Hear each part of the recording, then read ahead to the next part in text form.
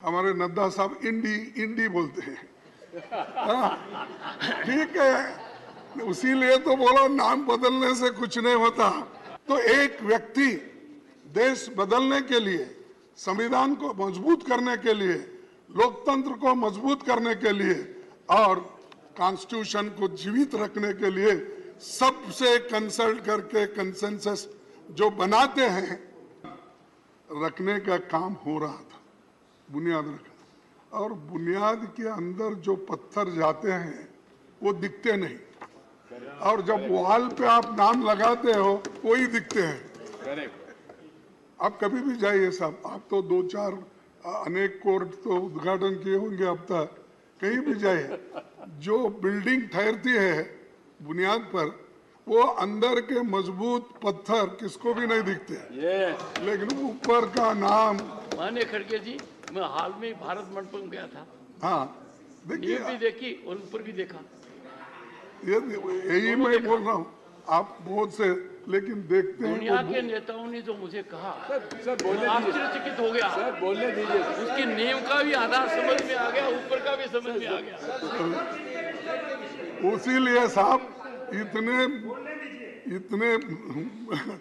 Buildings, आप कौन से भी इमारत बनी होगी, राजे रजवाड़ों के महल बने होंगे, और हमारी पार्लियामेंट बनी, पहले की पार्लियामेंट है, नई है, और कुछ कल जाने में अभी वो दिक्कत है, कौन देखे कौन नहीं दे, हमारी जगह कहाँ है वो भी ढूंढना पड़ेगा। उसमें मैं आपकी मदद करूंगा। अच्छा, और आज ही करूंगा। चलो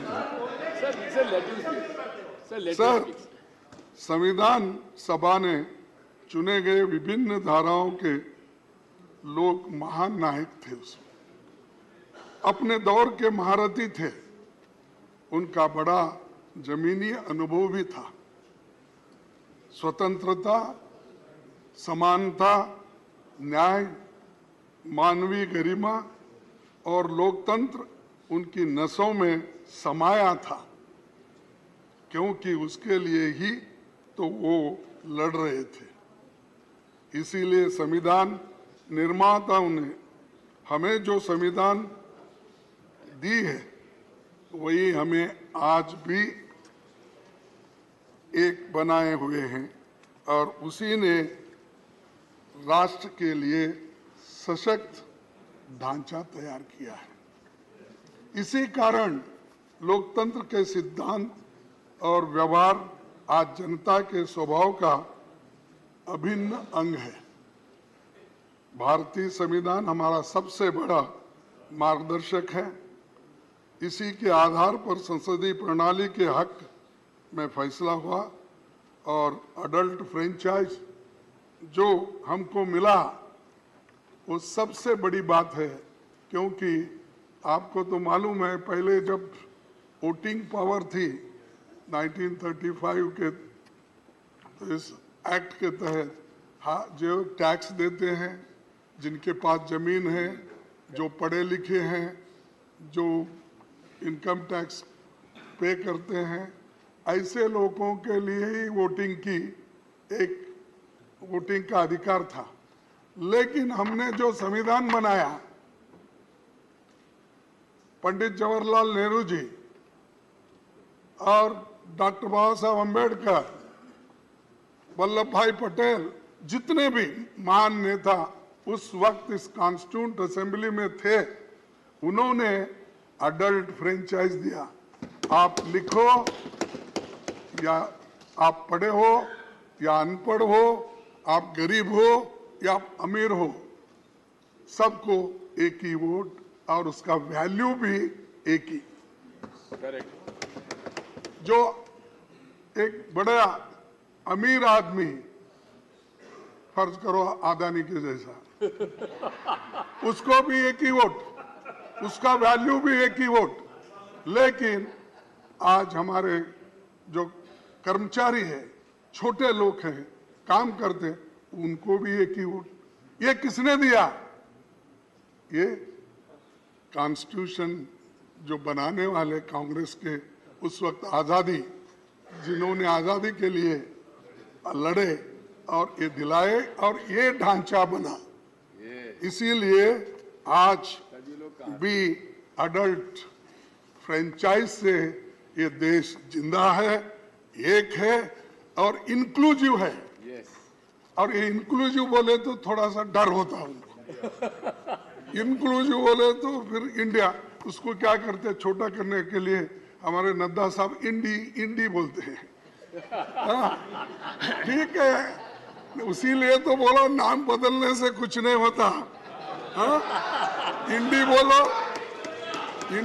और कुछ भी बोलो, हम है इंडिया। अरे आप कुछ भी बोलो, हम सब इंडिया। अरे बैठो, अरे आप क्यों बात करते, बेंगलुरु से आए हैं, चुप बैठो। राजस्थान से बेंगलुरु। हमारे नायकों ने बहुत मंथन करके जो संविधान दिया, वो जनता की आकांक्षाओं को खरा उतरा है। बाबा साहब संविधान सभा के अपने अंतिम भाषण में उन्होंने ये कहा था, मैं ये कोट करना चाहता हूं, अगर आपकी इजाजत है तो। इजाजत है? मसौदा समिति का कार्य बहुत ही कठिन हो जाता यदि ये संविधान सभा विभिन्न विचार वाले व्यक्तियों का एक समुदाय मात्र होती, विभिन्न विचारधाराओं के लोगों का एक समुदाय होता, एक उखड़े हुए फर्श के समान होती, जिसमें कहीं एक काला पत्थर होता तो कहीं सफेद, और जिसमें प्रत्येक व्यक्ति या प्रत्येक समुदाय स्वयं अपने को विधिवेता समझता, सिवाय उपद्रव के और कुछ नहीं होता। तो उस वक्त बोल रहे कि इतने सब रहने से उपद्रव के कुछ नहीं होता। सभा में कांग्रेस पक्ष की उपस्थिति ने इस उपद्रव की संभावना को पूर्णतः मिटा दिया, और इसी के कारण कार्यवाहियों में व्यवस्था और अनुशासन दोनों बने। कांग्रेस पक्ष के अनुशासन के कारण ही मसौदा समिति यह निश्चित रूप में जानकर कि प्रत्येक अनुच्छेद और प्रत्येक संशोधन का क्या भाग्य होगा, इस संविधान का संचालन कर बैठे।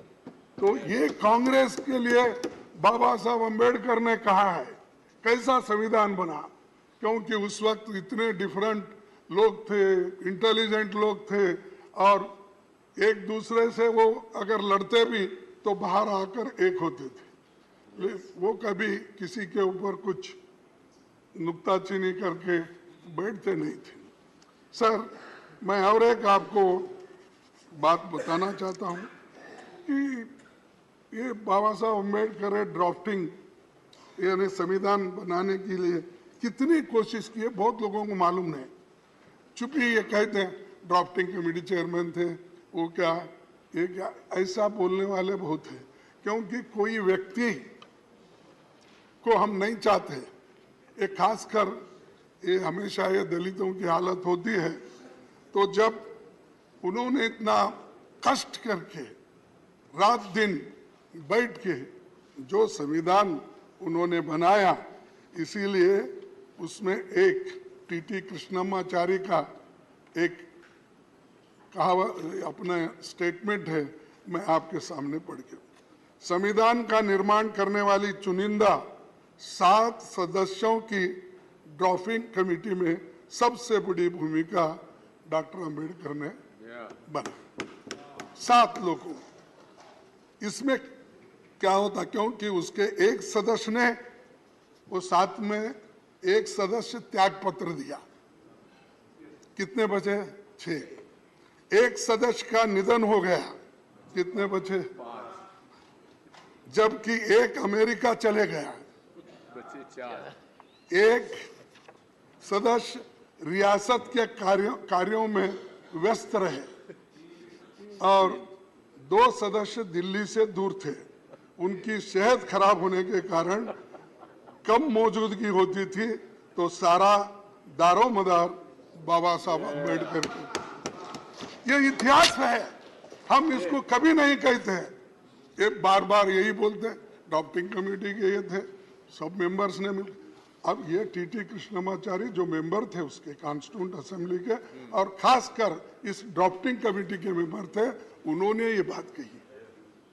तो एक व्यक्ति देश बदलने के लिए, संविधान को मजबूत करने के लिए, लोकतंत्र को मजबूत करने के लिए और कॉन्स्टिट्यूशन को जीवित रखने के लिए सबसे कंसल्ट करके कंसेंसस जो बनाते हैं, वो किसके जमाने में हुआ? वो कांग्रेस ने किया। उसकी रक्षा के लिए हम लड़ रहे हैं, उसी के लिए हम तैयार हो गए हैं।